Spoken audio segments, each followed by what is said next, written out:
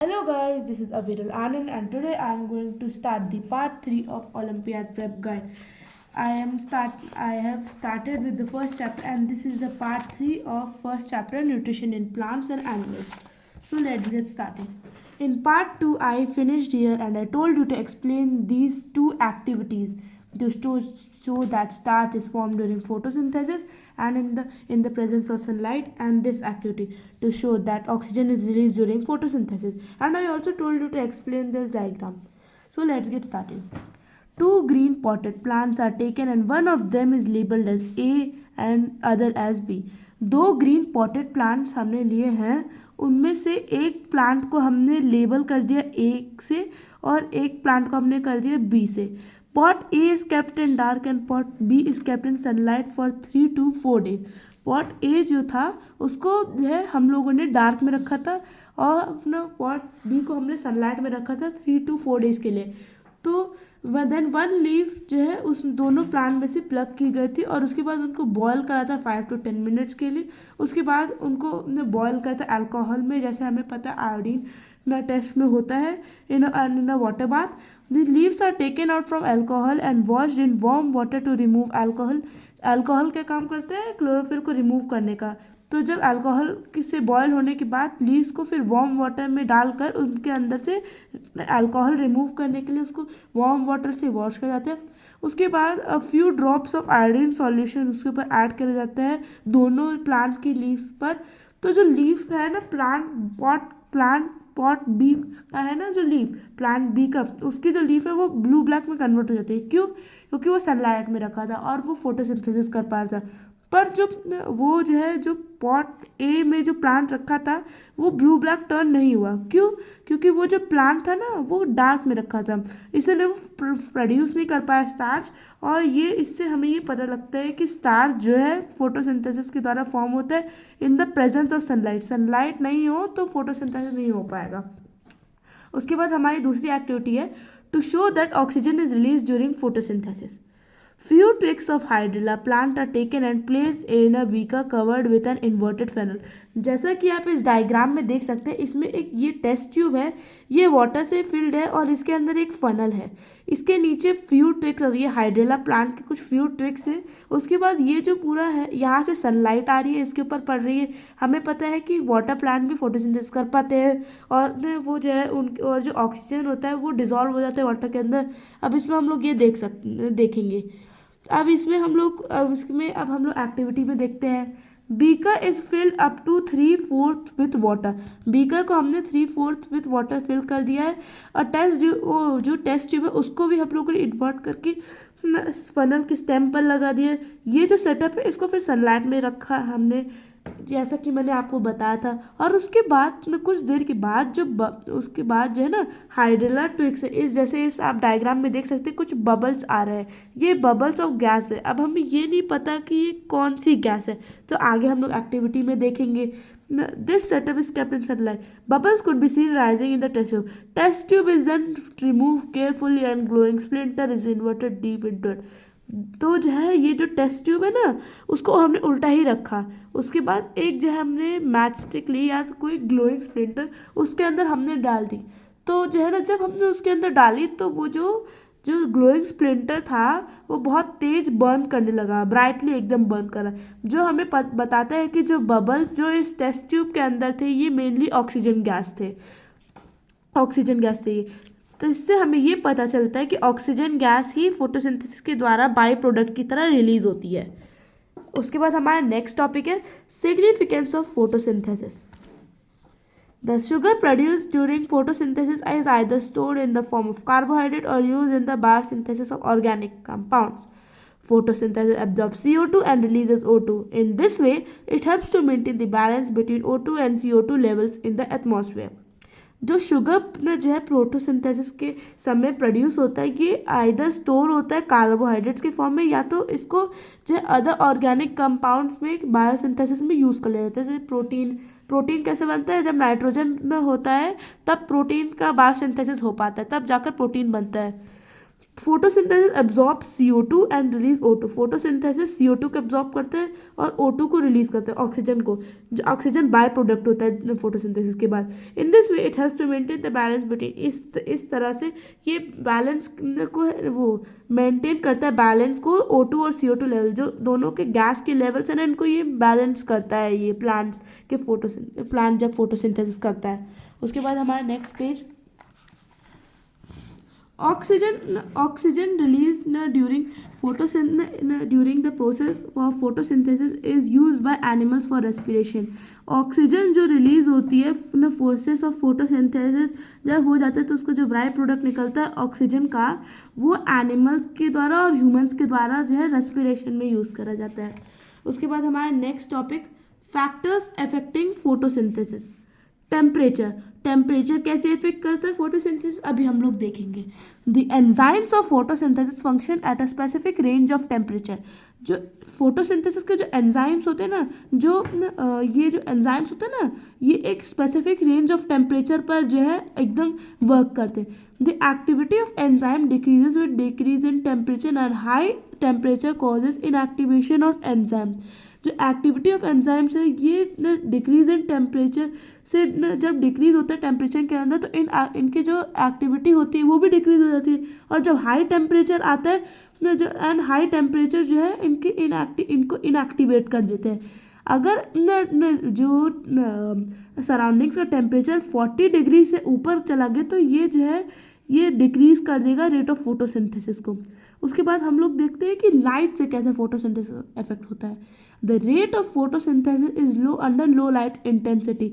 जब लो लाइट पड़ती है तो जो रेट ऑफ फोटोसिंथेसिस भी लो होती है, और जो रेट ऑफ फोटोसिंथेसिस इंक्रीज होती है जब इंक्रीज होता है light intensity up to a certain limit. अगर एक सर्टेन लिमिट तक एकदम हाई रहे लाइट इंटेंसिटी तब एकदम हाई रेट पर फोटोसिंथेसिस होगा, अगर कम रहेगा तो लो रेट पर वो फोटोसिंथेसिस का वो प्रोसेस होगा। At very high light intensity the rate of photosynthesis decrease. हमें बोला जाता है कि कोई चीज़ ज़्यादा भी खा ले तो तब भी नुकसानदायक करता है, कोई चीज़ कम भी खा ले तब भी नुकसानदायक करता है। वही चीज़ प्लांट्स के अंदर भी है, जितना ज़्यादा लाइट दोगे, अगर कुछ ज़्यादा ही लाइट की इंटेंसिटी होगी तो रेट ऑफ फोटोसिंथेसिस डिक्रीज होगी। अगर बहुत कम ही लाइट की इंटेंसिटी होगी, जैसे इसमें लिखा है the rate of photosynthesis under low light intensity, तब जो है द रेट ऑफ फोटोसिंथेसिस भी जो है कम हो जाएगी। उसके बाद हमारा है olympiad bite. Plants are classified as sciophytes, shade loving plants, example oxalis and heliophytes. ये आप याद कर ले, ये एग्जाम में आ सकता है। और ये sun loving plants, oxalis plants को जो क्लासीफाई किया जाता है कायोफाइट्स, शेड लविंग प्लांट जैसे होते हैं ऑक्जेलिस और हेलियोफाइट्स, और सन लविंग प्लांट जैसे होते हैं एग्जाम्पल डालबर्जिया। और इसकी ये डिपेंड करता है इनकी इनएबिलिटी और एबिलिटी पर कि ये टॉलरेट कर सकते हैं हाई इंटेंसिटी लाइट को कि नहीं। उसके बाद हमारा एक और फैक्टर है कार्बन डाइऑक्साइड से कैसे फोटोसिंथेसिस इफेक्ट होता है। The increase in CO2 concentration of the atmosphere causes increase in the rate of photosynthesis. जब CO2 का कॉन्सेंट्रेशन एटमॉस्फेयर के अंदर इंक्रीज हो जाता है तो इसके जैसे फोटोसिंथेसिस का जो रेट है वो भी इंक्रीज हो जाता है। पर कुछ ज़्यादा ही हाई कॉन्सेंट्रेशन जो है CO2 का टॉक्सिक होता है प्लांट्स के लिए, और ये जो है फोटोसिंथेसिस को प्रिवेंट करता है। कुछ ज़्यादा ही CO2 जो है अगर हो जाएगा अपना जो है सराउंडिंग्स के अंदर बहुत ज़्यादा कॉन्सेंट्रेशन हो जाएगा तो CO2 तो ये जो है ना फोटोसिंथेसिस को इनहिबिट करता है। उसके बाद हमारा नेक्स्ट फैक्टर है water. The rate of photosynthesis decrease if the plants are not supplied with requirement of water. जैसे मैंने आपको पहले ही बताया था कि जो स्टोमेटा होते हैं वो गार्ड सेल से जो है वो दोनों तरफ से घिरे होते हैं। ये अगर प्लांट हाइड्रेटेड होगा, अगर उसके अंदर रिक्वायर्ड अमाउंट ऑफ वाटर होगी तो स्टोमेटा की जो वो गार्ड सेल्स है वो स्वेल होकर जो है स्टोमेटा को खोल देंगे, जिससे न प्लांट्स के अंदर जो है CO2 का गैसियस एक्सचेंज हो पाएगा। तो अगर यहाँ पर जैसे लिखा है the stomatal pores remain close under water deficient conditions as a result CO2 will not enter the leaves. जो स्टोमेटल पोर्स है वो क्लोज रहते हैं, अगर वाटर डेफिशिएंट कंडीशन हो जाता है तो स्टोमेटल पोर्स क्लोज रहते हैं, जिससे CO2 का गैसियस एक्सचेंज नहीं हो पाता, CO2 और O2 का गैसियस एक्सचेंज, और इससे फोटोसिंथेसिस नहीं होता पाता, क्योंकि हमें पता है कि CO2 नेसेसरी है फोटोसिंथेसिस के लिए, इसलिए वाटर भी अफेक्ट करता है फोटोसिंथेसिस को। उसके बाद हमारा नेक्स्ट टॉपिक है synthesis of nutrients other than carbohydrates. In addition to carbohydrates, plants also require other nutrients such as proteins and fats for their proper growth and development. Addition to carbohydrates के अलावा plants को जो है और nutrients की भी ज़रूरत पड़ती है, जैसे प्रोटीन्स और फैट्स ना for their proper growth and development के लिए, उनकी एकदम अच्छी ग्रोथ और डेवलपमेंट के लिए. These nutrients are made up of carbons, hydrogen and oxygen. But synthesis of protein also requires nitrogen. जैसा मैंने आपको बताया था, प्रोटीन्स के सिंथेसिस में नाइट्रोजन लगता है. जो नाइट्रोजन है वो प्रेजेंट होता है एबंडेंस. हमारे गैस में 70% नाइट्रोजन होता है. ये एबंडेंस में तो प्रेजेंट होता है ये ना हमारे ना सराउंडिंग एटमॉस्फेयर में, पर इसको जो है ना प्लांट्स इस फ्री नाइट्रोजन को यूज़ नहीं कर पाते. क्यों ना जो है, क्योंकि जो है ना ये उसके क्योंकि जो है ना नाइट्रोजन डायरेक्टली जो है ना ये जो है सॉइल के अंदर नहीं आ पाता. उसके जो है दो वेज है जो नाइट्रोजन कैसे जो है ऑब्टेन कर पाते हैं, प्लांट्स कैसे नाइट्रोजन ऑब्टेन कर पाते हैं, उसके दो वेज होते हैं. कुछ नाइट्रोजन फिक्सिंग बैक्टीरिया जैसे राइजोबियम का होता है, जो हमारे फली होते हैं जैसे पल्सेस, उनके जो रूट के अंदर, जैसा मैंने आपको पहले बताया था, नोड्यूल्स होते हैं. उन नोड्यूल्स के अंदर होता है राइजोबियम बैक्टीरिया. ये क्या काम करता है, ये एटमॉस्फेरिक नाइट्रोजन को सॉल्युबल फॉर्म में अंदर कन्वर्ट कर देता है, नाइट्रेट्स के अंदर इसको कन्वर्ट कर देते हैं. उसके बाद जब वाटर पड़ता है तो वो वाटर के अंदर डिजॉल्व होकर प्लांट के रूट से अंदर चले जाता है, जैसा इसमें लिखा है, then it is absorb by the plant through the roots. Farmers are nitrogen rich fertilizers to the soil to increase its fertility. एक और तरीका है कि फार्मर्स जो है ना नाइट्रोजन रिच फर्टिलाइजर्स डाल देते हैं सॉइल के अंदर, जिससे सॉइल की फर्टिलिटी इंक्रीज हो जाती है. उसके बाद हमारा नेक्स्ट जो टॉपिक शुरू होता है, हेटरोट्रोफिक न्यूट्रिशन इन प्लांट्स. अभी तक हमने ऑटोट्रोफिक न्यूट्रिशन इन प्लांट्स पढ़ा, अब हम लोग पढ़ेंगे हेटरोट्रोफिक न्यूट्रिशन इन प्लांट. कुछ प्लांट जो है अपना खाना बना पाते, कुछ प्लांट नहीं बना पाते. तो इसमें हम लोग यही पढ़ेंगे कौन से प्लांट नहीं बना पाते. इसमें हमारा पहले लिखा है हेट्रोस. अब हेट्रोस का मतलब क्या होता है? Heteros other than trophic refers to nutrition. Heteros other than trophic refers to nutrition, the organism that are not capable of synthesising their own food and are dependent on other organisms directly or indirectly for their food requirements are called heterotrophs, and this mode of nutrition is called heterotrophic nutrition.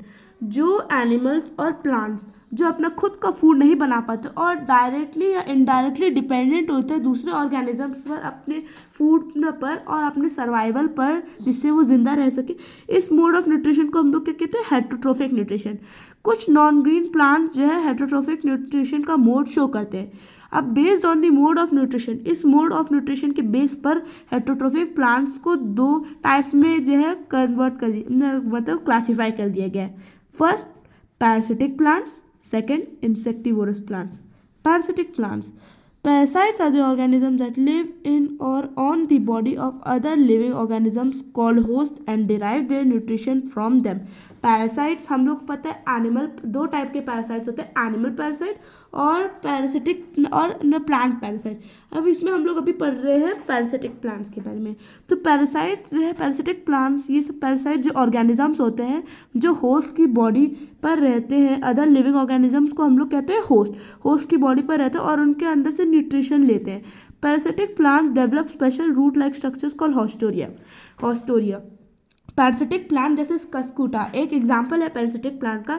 ये जिस भी host पर रहता है उसके अंदर उनके जो वो जो है ना एक उसका स्पेशल रूट लाइक स्ट्रक्चर होते हैं हॉस्टोरिया, जो पेनिट्रेट करता है होस्ट के टिश्यू के अंदर, मतलब वो स्टेम के अंदर जाता है होस्ट के टिश्यू के अंदर और न्यूट्रिएंट्स जो है न्यूट्रिएंट्स लेना शुरू कर देता है होस्ट के स्टेम से, जैसा यहाँ पर लिखा है.